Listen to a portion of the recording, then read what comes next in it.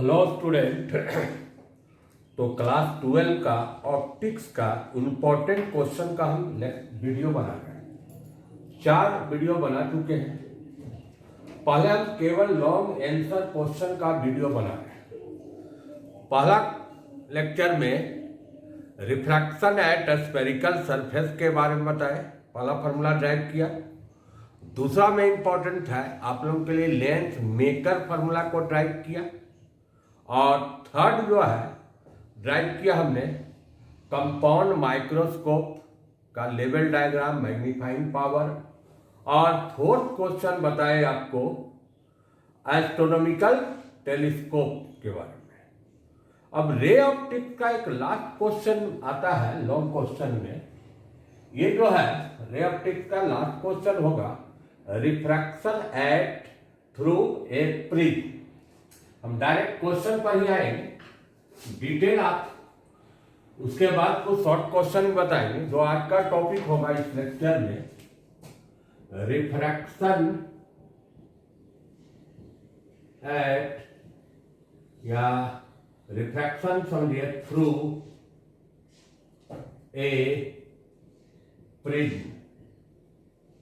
इसमें जो हम फॉर्मूला को ड्राइव करेंगे वो होगा म्यू बराबर sine A plus delta m by 2 divided by sine A by 2। ये आपका जो क्वेश्चन है ये इस फॉर्मूला को कहते हैं एक्चुअल में प्रिज्म फॉर्मूला। और ये फॉर्मूला जो भी आता है तो ये फॉर्मूला आता है आपको 5 नंबर का क्वेश्चन में, लॉन्ग क्वेश्चन है। तो आइए इसको ड्राइव करते हैं। पहले तो रे डायग्राम बनाएंगे प्रिज्म का, यही मेन आपका टॉपिक होगा रिफ्रैक्शन थ्रू ए प्रिज्म। इस फॉर्मूला को ड्राइव करना है। तो सबसे पहले प्रिज्म का एक सेक्शन का एक साइड का फिगर देखिए। ए बी सी एक क्या है प्रिज्म है। यहां से एक रे को इंसिडेंट करवाया, कौन रे पी क्यू, इस सीधा जाता। यहां पर एक नॉर्मल डालिए। ये क्या है एयर, ये क्या है ग्लास, ये क्या है एयर, मतलब ये रेरर, यहां का होगा डेंसर, फिर क्या होगा रेरर। अगर रे आपका रेरर से डेंसर जा रहा है तो टुवर्ड दी नॉर्मल, नॉर्मल ये है, इसके अंदर मोड़ दीजिए। ये आया क्यू आर, ये रे सीधा जाता, यही पॉइंट से एक नॉर्मल ऑर्डर, ये इस नॉर्मल पाला को N1, सेकेंड नॉर्मल का नाम क्या दिए N2। अब ये रे डेंसर से किसमें जाना है रेरर, तो क्या होगा इस केस में away from the normal. Finally किधर चल गया RS। फिगर क्लियर है। एक बार फर्स्ट सरफेस से रिफ्रैक्शन किया, एक बार सेकेंड सरफेस से किए। अब जैसा इसमें एंगल को भरते हैं, ये एंगल आई, ये एंगल है R1, ये एंगल मान लीजिए R2, ये एंगल ऑफ रिफ्रैक्शन या इमर्जेंस है इसलिए E बोल रहे। अब जैसा एक एंगल और दिखाएंगे एंगल ऑफ डिविएशन। ए रे सीधे जाता लेकिन इधर गया तो कितना एंगल से मोड़, ये एंगल डेल्टा 1। इस एंगल को कहेंगे एंगल ऑफ डिविएशन। ये आपका इस डायरेक्शन में रेखा था जाने का, लेकिन इधर से मोड़ा, ये एंगल हुआ डेल्टा 2, मतलब angle of deviation by second circle. अगर प्रिज्म को हटा दिया जाता तो ये सीधे जाता, गया इधर से, इसको पीछे बढ़ाइए, ये हुआ total angle of deviation delta. अभी डेल्टा 2 है तो सामने वाला ये भी एंगल क्या होगा डेल्टा 2। फाइनली डेल्टा बराबर डेल्टा 1 प्लस डेल्टा 2 लेंगे। फिगर क्लियर है। ये 2 बार रिफ्रैक्शन हुआ, एक बार सरफेस किससे रिफ्रैक्शन किए AB से, सेकेंड बार रिफ्रैक्शन किससे हुआ AC से। PQ यहां कौन रे है आपका इंसिडेंट रे। जैसे हम डिटेल जैसा नोट्स में तो आपका लिखा हुआ PDF जो भेजे हैं, फोर्थ सरफेस किसके लिए ले रहे हो, मान लो AB के लिए ले रहे हैं। PQ इंसिडेंट रे, QR इसके लिए कौन रे हुआ रिफ्रैक्टेड रे हुआ, बस इस सरफेस के लिए। और ON1 क्या हुआ, नॉर्मल हुआ एट पॉइंट, किस पॉइंट पर हुआ, Q पॉइंट पर। I क्या हुआ इसके लिए, एंगल ऑफ इंसिडेंस हुआ। R1 क्या माने इसके लिए, एंगल ऑफ रिफ्रैक्शन हुआ। और डेल्टा 1 क्या माने है, एंगल ऑफ डिविएशन माने है। इधर हो गया। एक और रिफ्रैक्शन कौन सरफेस से किया आपने, AC से, for the surface AC। AC के लिए देखिए, ये जो रिफ्रैक्टेड रे था इस सरफेस के लिए क्या हुआ, इंसिडेंट रे। QR इसके लिए क्या हुआ, इंसिडेंट रे हुआ। और RS क्या हुआ इसके लिए, रिफ्रैक्टेड रे हुआ, रिफ्रैक्टेड रे। रिफ्रैक्टेड रे को इस केस के लिए क्या बोलते हैं, इमर्जेंट रे। जो फाइनली निकला वो क्या हो गया, इमर्जेंट रे। ON2 क्या हुआ, नॉर्मल हुआ। नॉर्मल एट पॉइंट कहां पर हुआ, R पर। और इसके लिए एंगल क्या हुआ, ये एंगल R2 क्या, इसके लिए एंगल ऑफ इंसिडेंस हुआ। और E क्या हुआ इसके लिए, एंगल ऑफ रिफ्रैक्शन हुआ। इस एंगल को क्या बोल सकते हैं, एंगल ऑफ इमर्जेंस हुआ। फाइनली जो निकला इमर्जेंस आउट हुआ RS के लॉ, इसलिए इस एंगल को क्या बोलेंगे, एंगल ऑफ इमर्जेंस। डेल्टा 2 इसके लिए क्या हुआ, एंगल ऑफ डिविएशन हुआ। और एक एंगल और है डेल्टा, ये क्या होगा, टोटल एंगल ऑफ डिविएशन हुआ। और ये जो देख रहे हो इसको कहते हैं रिफ्रैक्टिंग एंगल ऑफ प्रिज्म, या सिंपली आप बोल सकते हैं एंगल ऑफ प्रिज्म। एक इसका भी काम पड़ेगा कैलकुलेशन में, ए है एंगल ऑफ प्रिज्म। तो हम डिटेल आप लोगों को पूरा बता दिए, फिगर का वर्णन कर दिए, डिटेल लिख दिए। अब आते हैं इसमें कैलकुलेशन के पार्ट में। ये सब हटा देते हैं, केवल आप फिगर रखिए सामने, फिगर से उस फॉर्मूला को हम ड्राइव करेंगे। ये हटा दीजिए। तो फिगर से सबसे पहले कैलकुलेशन का पार्ट आता है।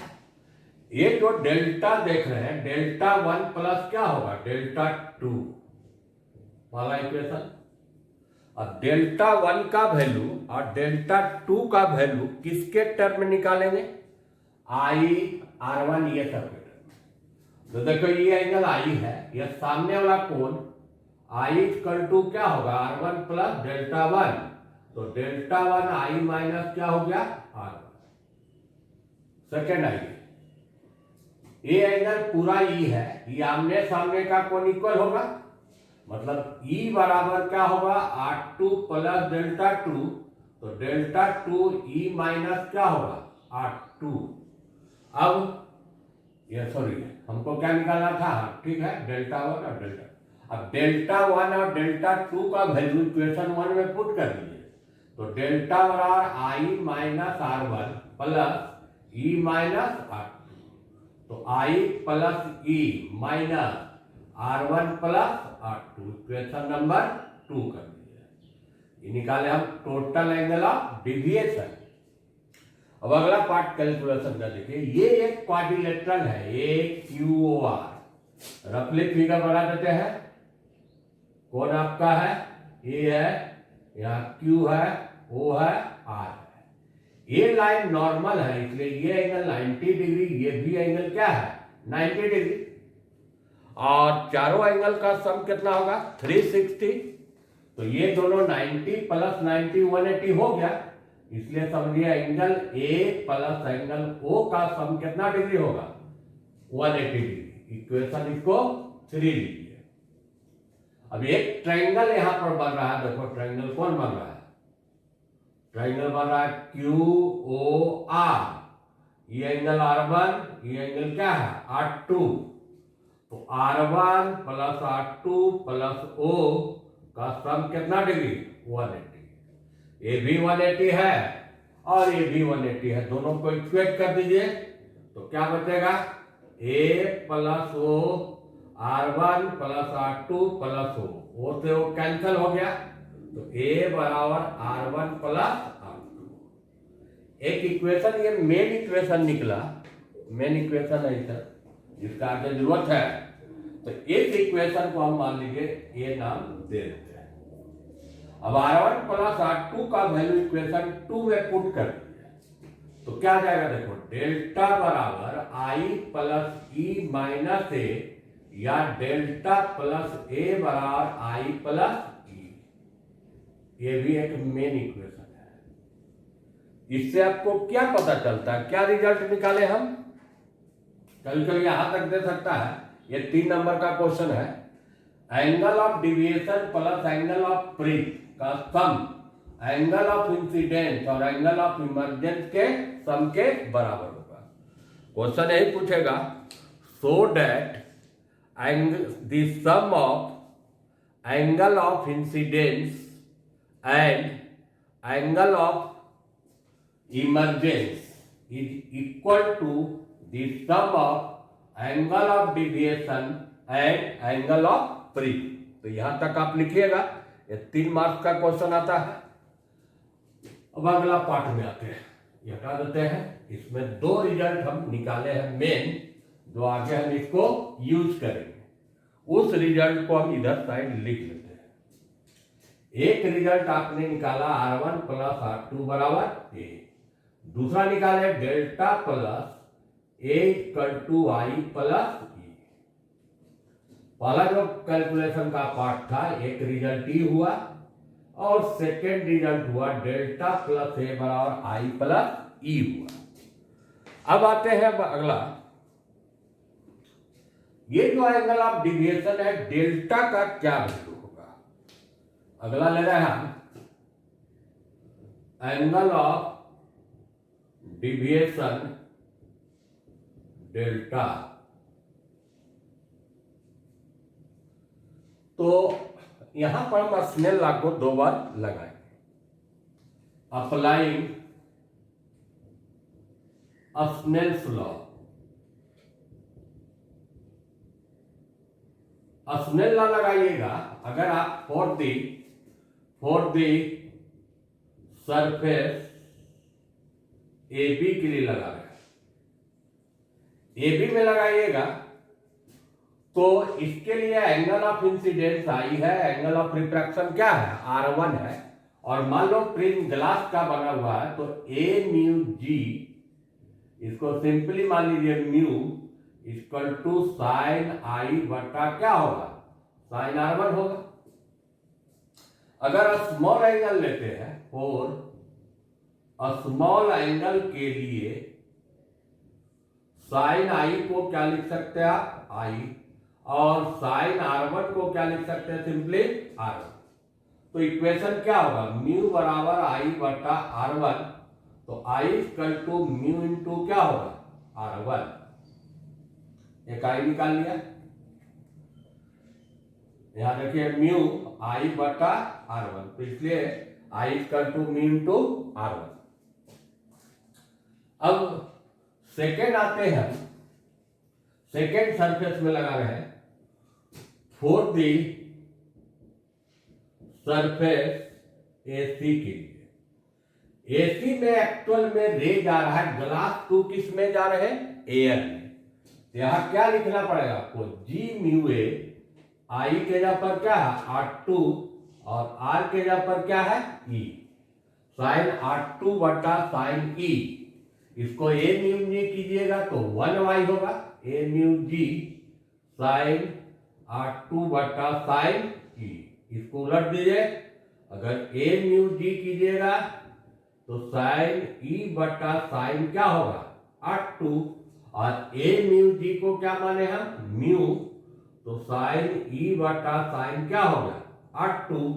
फिर इसी ढंग से फॉर अ स्मॉल एंगल के लिए लीजिए इसको, for small angle mu equal to e बटा क्या होगा 2, इसलिए e equal to mu into क्या आया R2। एक रिजल्ट ई आया और एक रिजल्ट आपका ए आया। इस इक्वेशन को आई और आर का वैल्यू आप जो इक्वेशन नंबर जो भी था 4 या 5 में पुट कर दिए। क्या इक्वेशन लाए थे देखो, डेल्टा प्लस ए बराबर लाए थे आई प्लस ई। आई का वैल्यू क्या निकाले आपने म्यू इंटू R1, ई का वैल्यू क्या निकाले म्यू इंटू R2। म्यू को कॉमन लीजिए R1 प्लस R2। अब R1 प्लस R2 को हम पहले ही प्रूव कर चुके हैं किसके बराबर ए के बराबर। तो क्या हो जाएगा म्यू इंटू ए। अब डेल्टा बराबर ए उधर जाके माइनस कीजिएगा तो म्यू माइनस 1 इंटू ए। यही हो गया angle of deviation by A thin prism. Thin prism के कारण इसलिए बोल रहे हैं कि स्मॉल एंगल लिया और स्मॉल एंगल के लिए साइन आई को आई ले लिया और साइन R1 को R1 ले लिया। ये हो गया आपको angle of deviation produce by A thin prism. तो 3 फार्मूला अभी तक ड्राइव कर चुके हैं इस फिगर से। अब आते हैं अगला पार्ट पे, ये हटाते जाइए इसको, इधर बहुत सारा फार्मूला को ड्राइव करेंगे। अगला पार्ट है इसका मिनिमम एंगल ऑफ डिविएशन, जिसको हम क्या से डिनोट करेंगे डेल्टा एम से। डेल्टा मतलब हुआ एंगल ऑफ डिविएशन और एम लगाने का मतलब हुआ मिनिमम एंगल ऑफ डिविएशन। तो देखिए एक फॉर्मूला निकाले हम थे, डेल्टा प्लस ए बराबर आई प्लस ई। ये क्या है एंगल ऑफ प्रिज्म। तो एंगल ऑफ प्रिज्म तो कांस्टेंट होगा, तो क्या चेंज कीजिएगा आई जब चेंज करेंगे तो क्या चेंज होगा डेल्टा। तो डेल्टा एक तरह से फंक्शन है किसका आई का। एंगल ऑफ डिविएशन डिपेंड करता है किस पर एंगल ऑफ इंसिडेंस पर। अब इसका अगर एक ग्राफ खींचा गया, ग्राफ का नेचर देखिए कैसा आएगा। इधर लिया गया डेल्टा और इधर लिया angle of incidence I. Graph का नेचर इस टाइप का आता है ऐसा। इसमें कंडीशनल है, यहां लिखा है डेल्टा। क्या है ग्राफ में देखिए, अगर हम आई को इंक्रीज करते हैं, एंगल ऑफ इंसिडेंस को बढ़ाते हैं, तो एंगल ऑफ डिविएशन का वैल्यू घटता है। शुरू में क्या होता है घटता है। एक पार्टिकुलर वैल्यू जहां पर आई बराबर ई होगा वहां पर डेल्टा का वैल्यू क्या हो जाएगा मिनिमम, जिसको हमने क्या से डिनोट किए हैं डेल्टा ए। उसके बाद अगर आई बढ़ाइएगा तो डेल्टा का वैल्यू क्या होता है बढ़ता है। यही ग्राफ का नेचर बता रहा है। नेचर क्या है देखिए, पहला point the value of delta means angle of deviation decreases with increasing value of i. दूसरा point at a particular value, at a particular value का मतलब जहां पर आई बराबर क्या लेंगे ई, डेल्टा का वैल्यू क्या हो जाएगा मिनिमम होगा, जिसको आपने क्या से डिनोट किया डेल्टा ए। थर्ड पॉइंट, इसके बाद अगर आई बढ़ाते हैं इस पॉइंट के बाद तो डेल्टा का वैल्यू बढ़ता है। आफ्टर दिस वैल्यू, इस वैल्यू के बाद value of delta m, the value of delta increases with increasing value of i. शुरू में घटा, एक पार्टिकुलर वैल्यू पर जहां पर एंगल ऑफ इंसिडेंस और एंगल ऑफ इमर्जेंस बराबर हो गया, वहां पर आके इसका वैल्यू मिनिमम हो गया, और उसके बाद फिर आई बढ़ाने से डेल्टा का वैल्यू भी बढ़ने लगा। ये पॉइंट समझ में आ गया। अब इसमें क्या कंडीशन है, फाइनल क्या कंडीशन है देखिए। पहला कंडीशन आया कि अगर हम एक आई बराबर ई लेंगे तो डेल्टा का वैल्यू मिनिमम होगा। उसको क्या से डिनोट किए, डेल्टा एम से। एंड एक चीज और होगा, R1 बराबर R2 भी होगा उस पोजीशन पर। इसका देखिए प्रूफ कर देते हैं इसको। इसका प्रूफ अस्नेल लॉ को यूज किए थे, अभी फिर किए अस्नेल लॉ। अस्नेल लॉ का यूज कर रहे हैं 4, ये सरफेस ए बी है, 4 सरफेस ए बी में दे एयर से ग्लास किया तो ए म्यू जी साइन आई बटा साइन कितना हो गया आर। अब लगाइए इसको 4 सरफेस एसी के लिए लगा रहे हैं। एसी में ले ग्लास टू एयर गया तो जी म्यू ए लिखेगा, साइन आई कितना उसका है R2 और साइन आर कितना है ई। इसको उलट देते हैं, ए म्यू जी कीजिएगा तो इधर उलट जाएगा, साइन ई बटा क्या हो जाएगा साइन R2। अब ये भी ए म्यू जी है, ये भी ए म्यू जी है। अब दोनों को इक्वेट कर दीजिए तो दोनों इक्वेशन इक्वेट करने पर क्या आएगा, साइन आई बटा साइन R1 बराबर साइन ई बटा साइन R2। अगर हम I बराबर ई लेंगे तो ये आगे क्या होगा, कैंसिल हो जाएगा। एक कैंसिल हो जाएगा तो साइन R1 बराबर साइन कितना होगा R2, इसलिए R1 बराबर क्या होगा R2। मतलब जिस पोजीशन पर रे में मिनिमम डिविएशन होगा उस पोजीशन पर एंगल ऑफ इंसिडेंस और एंगल ऑफ इमर्जेंस इक्वल होगा, और जब वो दोनों इक्वल होगा तो उस कंडीशन में R1 बराबर क्या हो जाएगा R2 हो जाएगा। अब आते हैं फाइनली जो हम फार्मूला को ड्राइव करने जा रहे थे, मैंने हेडिंग दिए थे, उसी फार्मूला को अब हम मैंने ड्राइव करें। अगला हम निकालने जा रहे हैं, लास्ट फार्मूला इसमें है रिफ्रैक्टिव इंडेक्स ऑफ प्रिज्म। मैंने लिए जो प्रिज्म जिस मटेरियल का बना हुआ है, जिस ग्लास का बना हुआ उसका ऑप्शन।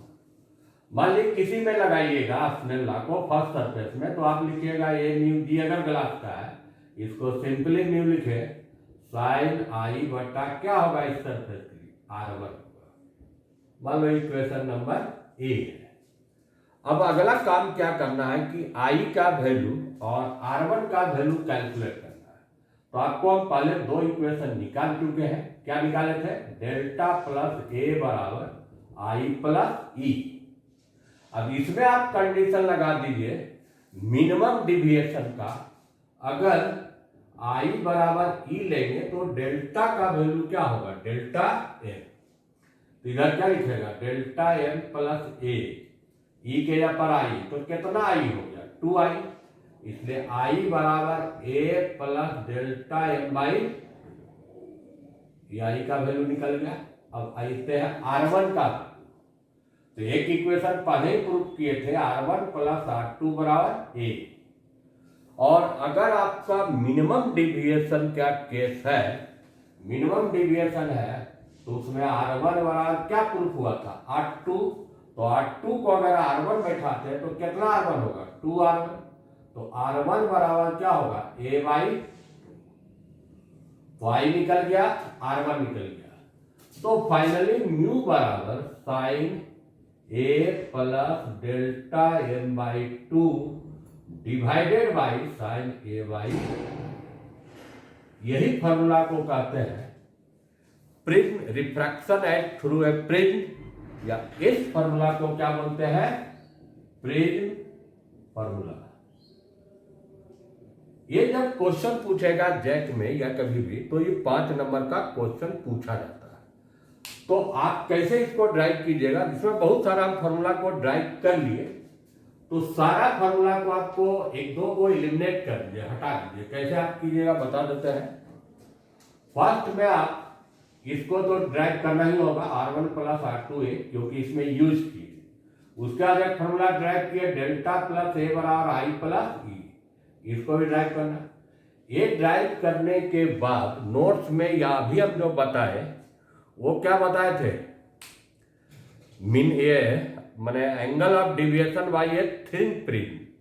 दो फॉर्मूला आपको निकाले, डेल्टा बराबर म्यू माइनस 1 इंटू ए, इस फॉर्मूला को आप छोड़ दीजिएगा। इस फॉर्मूला को ड्राइव करने का जरूरत नहीं है इसमें, क्योंकि इसका यूज इसमें नहीं किया। ये हटा दीजिए। उसके बाद क्या हेडिंग दिए थे याद कीजिए? Minimum angle of deviation. तो मिनिमम एंगल ऑफ डिविएशन वाला जहां से स्टार्ट किए ग्राफ जो बनाए, और उसके बाद यहां तक माने उसके बाद लगातार ये जो फॉर्मूला है ये वाला जोड़ते जाइए। माने ये क्वेश्चन ड्राइव करने के लिए 5 नंबर में आता है। तो एक चीज को आप छोड़ सकते हैं। किस टर्म को छोड़िएगा? Minimum angle of deviation. तो रे ऑप्टिक्स में आपका 5 इंपॉर्टेंट लॉन्ग क्वेश्चन है, ये 5 को कर लीजिए, इससे 2 जरूर आ जाएगा। फिर से हम रिवाइज करते हैं। पहला क्वेश्चन है रिफ्रैक्शन एट स्फेरिकल सरफेस। दूसरा है lens maker formula. Third question हुआ आपका, थर्ड क्वेश्चन कौन था? Compound microscope.